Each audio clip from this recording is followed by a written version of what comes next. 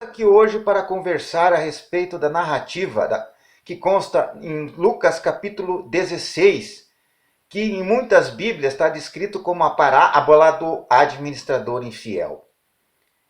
Então trata o Lucas de uma parábola que Cristo ensinou aos seus discípulos de um homem que era administrador dos bens alheios, dos bens do seu patrão, do seu empregador. E um certo dia o empregador desse homem recebeu uma denúncia de que ele estaria fraudando, de que seu empregado, esse administrador, estaria defraudando seus bens. E chamou esse empregado, esse administrador, para prestar contas. E dizendo, você não tem mais condições de permanecer à frente da administração dos meus bens porque eu tenho ouvido denúncias contra você. E pediu a prestação de contas e pediu para ele, logicamente, deixar o cargo, deixar o emprego.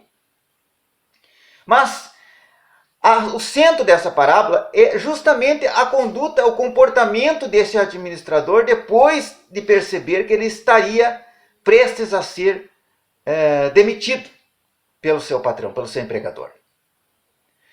Lá no verso 3 do capítulo 16 de Lucas, diz assim: disse o administrador consigo mesmo, que farei, pois o meu senhor me tira a administração?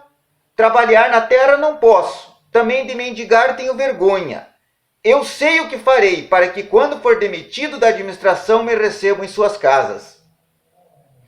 Tendo chamado cada um dos devedores do seu senhor, disse ao primeiro: quanto deves ao meu patrão? Respondeu-lhe ele: 100 cados de azeite. Então disse: toma a tua conta, senta depressa e escreve 50. Depois perguntou ao outro: tu quanto deves? Respondeu ele: 100 coros de trigo. Disse-lhe: toma a tua conta e escreve 80. E elogiou o Senhor o administrador infiel, porque se lhe houvera atiladamente. Porque os filhos do mundo são mais hábeis na sua própria geração que os filhos da luz. E eu vos recomendo, agora é a lição de Cristo. Cristo narrou então essa história, essa parábola, e ele agora está fazendo uma recomendação aos seus discípulos que estavam presentes ali. Eu vos recomendo, das riquezas de origem iníqua, fazei amigos, para que quando aquelas vos faltarem, esses amigos vos recebam nos tabernáculos eternos. É claro que a conduta desse administrador ela é condenável. Ela é imoral, ela é ilegal. Né? O que ele fez? Ele deu a quitação, ele chamou os devedores do seu patrão, cujos bens ele administrava, e ele deu a quitação das dívidas a esses devedores por um valor menor do que eles realmente deviam. Isso é moral, isso é legal, e essa questão ela não é correta sob o ponto de vista bíblico. Isso vai de encontro aos princípios, aos ensinos da palavra de Deus. Agora, o objetivo, o centro da parábola, não é esse. Não é somente o fato dele ter feito algo ilícito, algo imoral aqui, nessa história, nesse enredo aqui.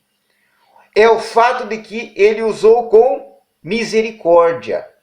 O que Cristo está querendo dizer aqui? Que as pessoas más, as pessoas que estão no caminho do erro, elas precisam se consertar com Deus. E através desse conserto com Deus, desse pacto, dessa aliança com Deus, eles têm que mudar o comportamento. Se eles estavam num comportamento errado, ou seja, esse homem estava sendo acusado pelo empregador dele, pelo patrão dele, de defraudar os bens, esse administrador, eles têm que buscar se consertar com Deus. A pessoa está no caminho errado, elas têm que buscar se consertar com Deus e fazer algo para Deus que venha a demonstrar que ele está se tornando uma nova criatura. Ou seja, esse homem ele passou a usar com misericórdia com o próximo. Aqueles outros devedores que deviam quantias maiores, ele passou a usar com misericórdia. Então nós não temos que ver a questão aqui do fato do que ele fez.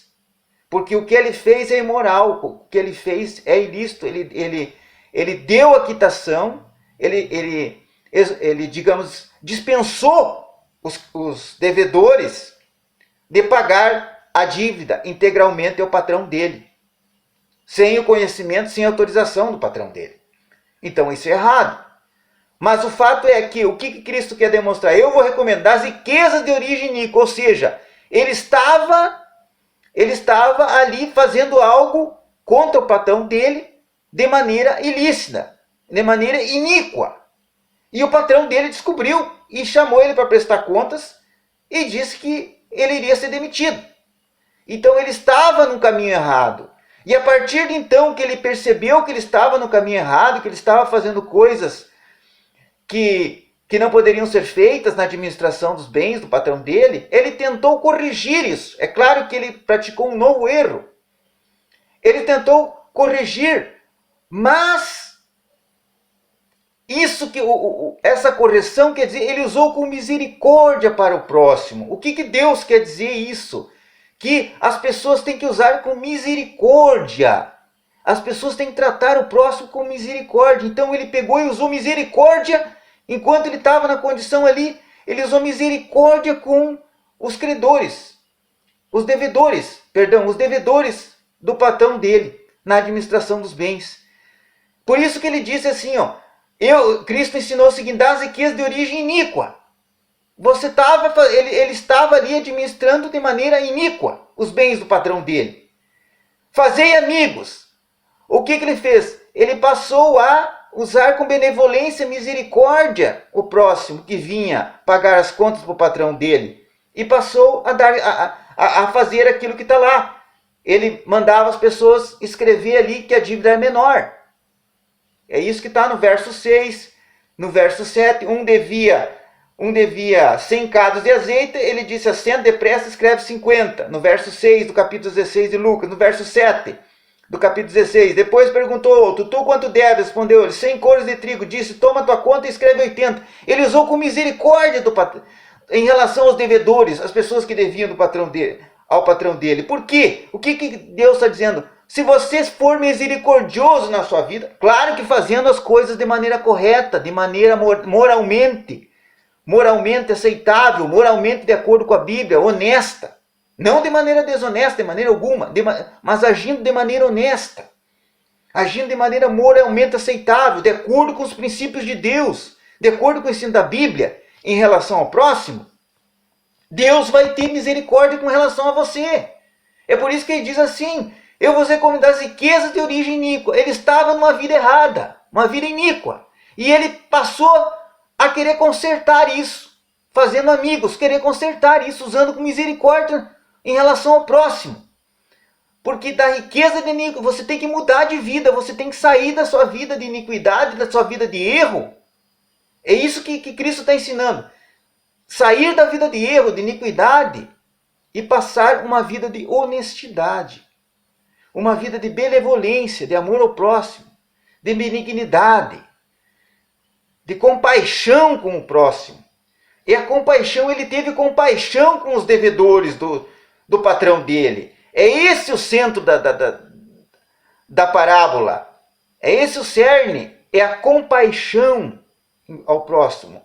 Ele teve compaixão com aquelas pessoas estranhas, pessoas que não tinham nada a ver com ele, que eram devedor padrão dele. Por que ele teve compaixão? Ele saiu dessa vida iníqua, ele se converteu, ele passou a ter compaixão. E assim como ele teve compaixão, Deus tem compaixão também do pecador, daquele que clama. Então, Deus nos dá aquilo que a gente dá ao próximo. A nossa relação com Deus vai ser o espelho, vai ser o reflexo da nossa relação com o próximo, da compaixão, da benevolência, do amor ao próximo. É isso que ele quis ensinar aqui. Das riquezas de origem iníqua. Você estava na vida iníqua. E a partir disso você fez amigos. Você passou a ter compaixão com o seu próximo. Você tem que mudar de sair do erro. E passar a ter compaixão em relação ao próximo. Porque Deus vai considerar isso. Deus vai ter misericórdia de você também. Por isso que ele diz: das riquezas de origem iníqua, fazer amigos, para que quando aquelas pessoas faltarem, esses amigos vos recebam os tabernáculos eternos. Então é isso. Ele está ensinando aqui não fazer coisa errada. Lógico, o que esse administrador fez é errado, é condenável moralmente, eticamente, legalmente condenável. É isso que ele fez aqui. Claro que é. Mas ser benevolente com o próximo. O cerne, a lição da história é ser benevolente, sair de uma vida de erro, de pecado, e passar uma vida de honestidade, moral e eticamente, e ser benevolente com o próximo. Deus te abençoe, vamos continuar a vida de oração e vamos clamar a Deus para que tenha misericórdia. Deus te abençoe.